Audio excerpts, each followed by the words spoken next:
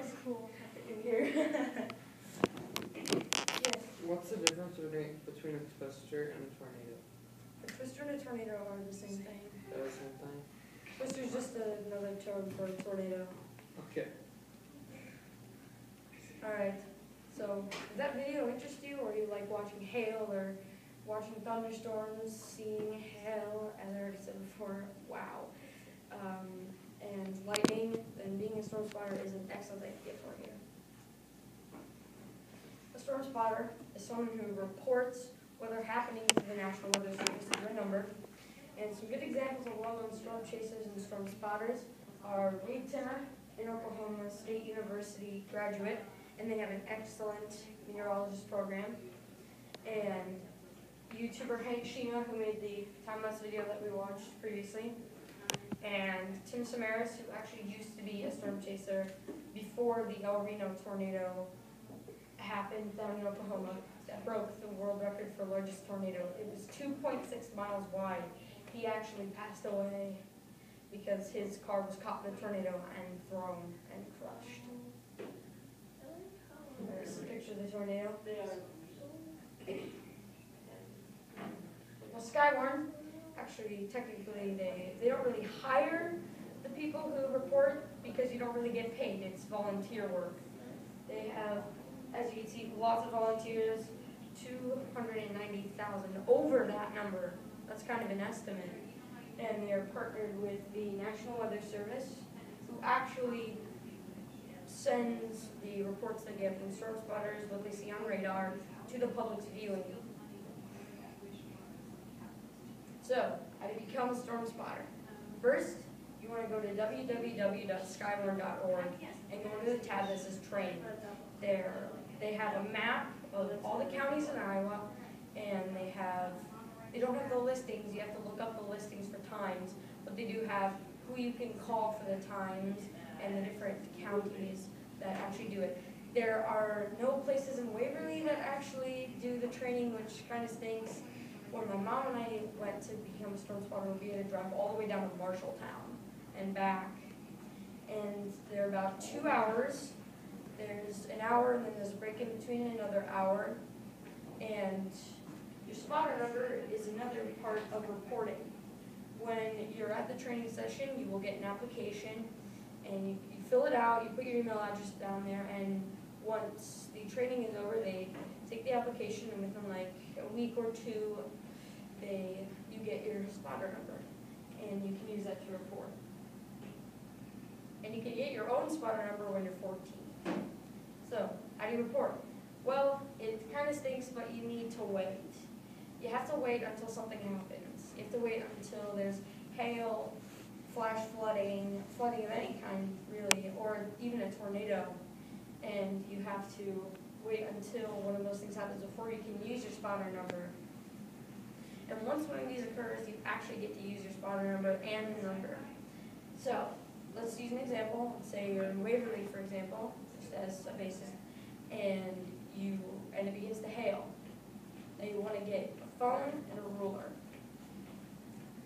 And you want to first, I know this sounds like a bad idea, but you want to go outside and run out, I know it doesn't sound good, and grab 1 or 2 hailstones and use the inches side on the ruler to measure the size because they use inches. And then you want to call 1-800-267-8101. And when you report, you'll want to state your location, your name, your spotter number, and the time at which this weather occurred. Give it a second here. Oh, I went too far. So the answer, again, your name. So for the sake of example, you would say this is same name, spotter number for me, it's BR442, and my location is Waverly, Iowa. There is, say, 1-inch sized hail, and it started at maybe 1 p.m. And then they will take your information that the person writes down, and they publish it to people who put it on their website for the rest of the public's viewing. And if you want to stay up to date on actual warnings, watches, and things like that, just to watch out for other weather occurrences for when you may need to use your spotter number and help them. You can go to www.weather.gov, and they have a map of the entire United States, and they have at the bottom listings of, they have different color codings for different warnings, like a tornado warning is red, a severe thunderstorm warning is orange, yellow is a tornado watch, etc., etc. And you can check those. And also you can just stay up to date for weather and just wherever you are just by having a weather app on your phone. So if you want to get even more advanced for staying up to date, you can check the SPC Convective Outlook. So what is that? SPC stands for Storm Prediction Center, which is the people who publish this. And the Convective Outlook is actually this map. And there are also tabs up at the top, I do have those cropped out, that say tornado, hail, and wind. And you can select each of those and see where the higher chances are for tornadoes, where there's the highest chance for hail, where's the highest chance for damaging winds, like 40 miles and up. And each of these colors represents a level in which there's a chance for severe occurrences. This light green stands for just thunderstorms. Anything that goes past this means a chance for severe weather. This is marginal, meaning that there's 2% chance. Yellow means a 5 to 10% chance for severe weather.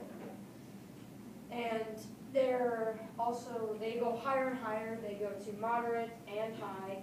And if there's any areas in black with stripes through it, that means that there's a significant chance. When there was a tornado in Rochelle, Illinois in April, there was only a 10% chance in this area, but there was also significant. So just bear that in mind. So I want to clear up a common misconception that in order to be a storm spotter, you have to chase storms, you have to drive, you have to use all this advanced technology in your cars and stuff like that, or have cars that can withstand hail. You really don't. You don't need to go anywhere to be a storm spotter. You don't need to, drive anywhere. You can just be at home and report to them whenever something happens, wherever you just happen to be. All right. And that is how you become a storm spotter. So any questions?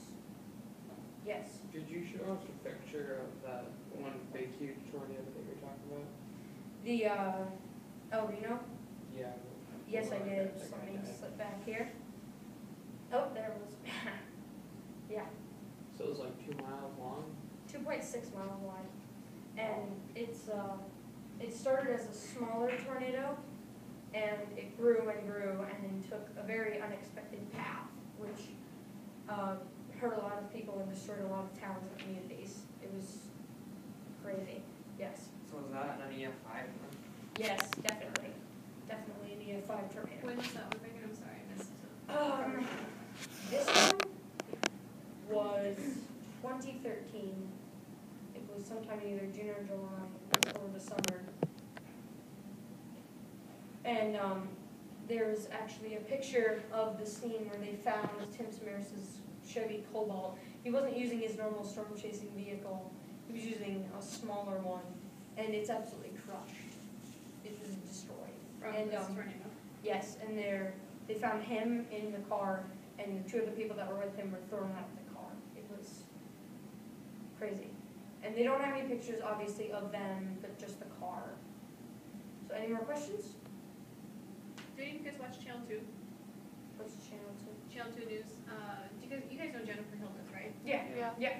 So her chief meteorologist, Terry Swales, is storm chasing right now. Do you know this, Megan? Oh, no, I don't.